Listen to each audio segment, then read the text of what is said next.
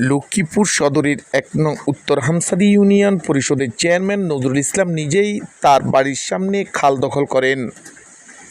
ড্রেজারে বালু কাটা সরাসরি নিষেধাজ্ঞা থাকলেও তা অমান্য করে এমনকি গ্রামের পানি নিষ্কাশনের একমাত্র খাল বালু ফেলে দখলে নেন নজরুল ইসলাম। স্থানীয়রা নজরুল চেয়ারম্যানের ভয়ে ক্যামেরার সামনে কথা না বললেও অত্যন্ত আক্ষেপ করে খাল দখলের বিষয়ে নজরুল চেয়ারম্যানের চরিত্র উন্মোচনের কথা জানান। ১ নং উত্তর হামসাদি ইউনিয়ন পরিষদে গিয়ে তাকে পাওয়া না গেলে মোবাইলে একাধিকবার চেষ্টা করেও বক্তব্য নেওয়া সম্ভব হয়নি।